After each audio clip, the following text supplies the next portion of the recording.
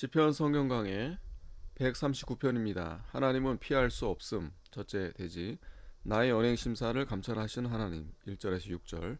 둘째 피할 수 없는 하나님 7절에서 12절. 셋째 나를 창조하신 하나님 13절에서 15절. 넷째 창세전에 예정하신 하나님 16절에서 18절.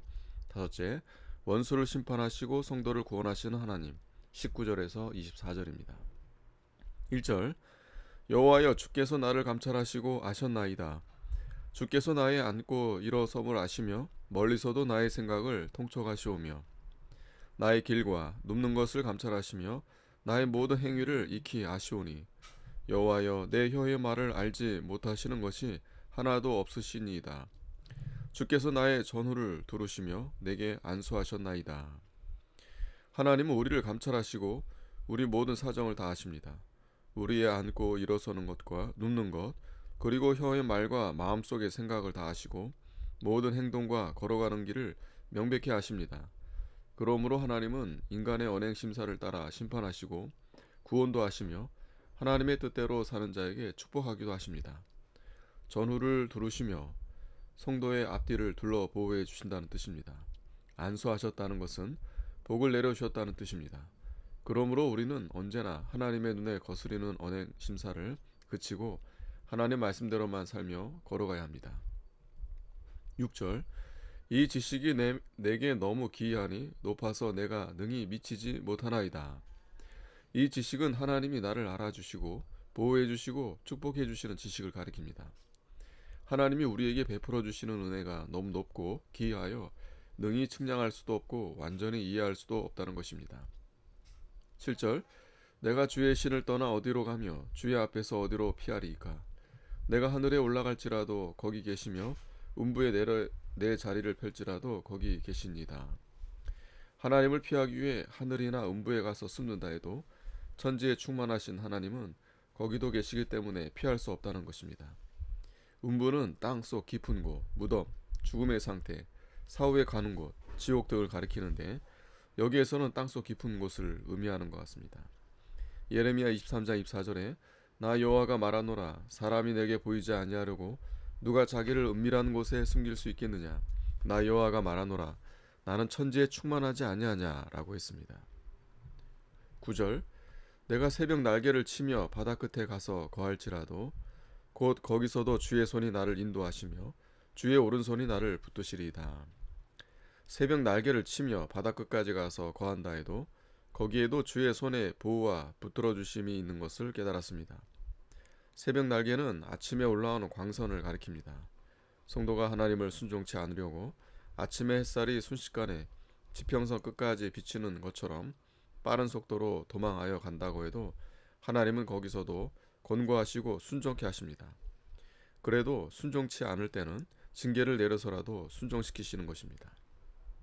11절 내가 혹시 말하기를 흑암이 정녕 나를 덮고 나를 두른 빛은 밤이 되리라 할지라도 주에게서는 흑암이 숨기지 못하며 밤이 낮과 같이 빛이 나니 주에게는 흑암과 빛이 일반이니이다. 사람이 범죄하고 흑암 속에 들어가 숨으려고 해도 그 흑암이 숨겨주지 못합니다.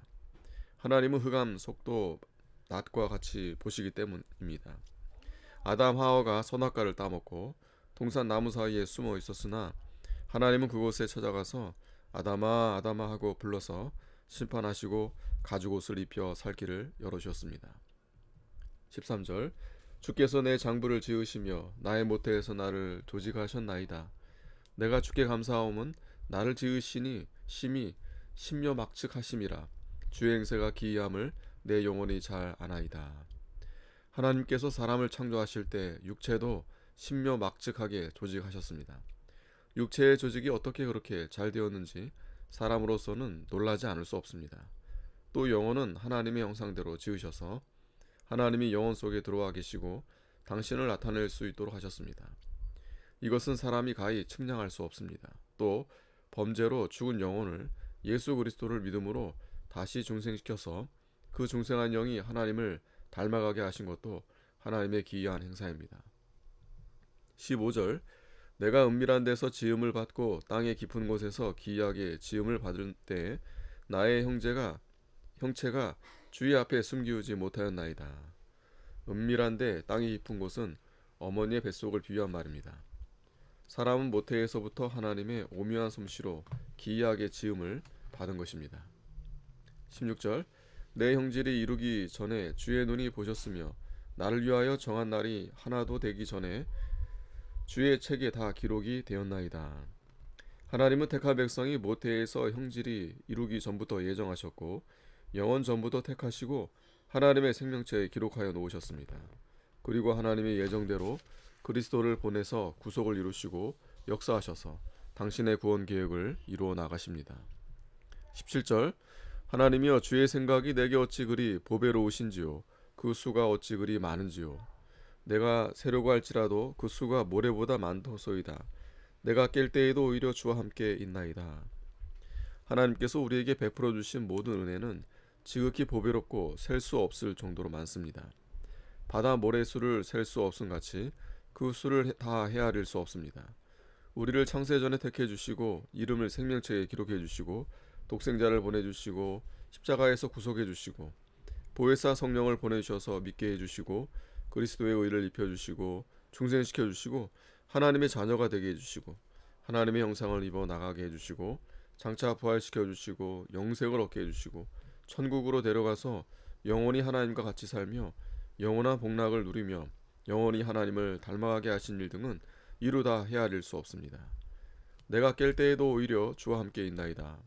하나님의 은혜가 너무 크고 보배로워 잘 때에나 깰 때에나 잊을 수 없다는 것입니다. 이것은 또한 성도가 장차 부활하여 주와 함께 있게 될 것을 가리키기도 합니다. 19절 하나님이여 주께서 정령이 악인을 죽이시리이다. 피 흘리기를 즐기는 자들아 나를 떠날지어다. 다윗은 하나님께서 대적하는 악인들을 반드시 심판해 주실 것을 믿고 악인들에게 자기를 떠나라고 말하였습니다. 성도를 핍박하고 성도의 피를 흘리기 좋아하는 자는 하나님께서 반드시 심판하여 멸망시키십니다. 20절 저희가 주를 대하여 악하게 말하며 주의 원수들이 헛되이 주의 이름을 칭하나이다. 여호와여 내가 주를 미워하는 자를 미워하지 아니하오며 주를 치러 일어나는 자를 하나지 아니하나이까. 내가 저희를 심히 미워하니 저희는 나의 원수니이다. 악한 자들이 하나님을 대적하며 성도를 비방하며 하나님의 이름을 망령되이 일컫고 하나님을 욕함으로 하나님을 사랑하는 성도들은 악을 미워하여 떠나며 하나님께 더욱더 가까이 나가 의지합니다.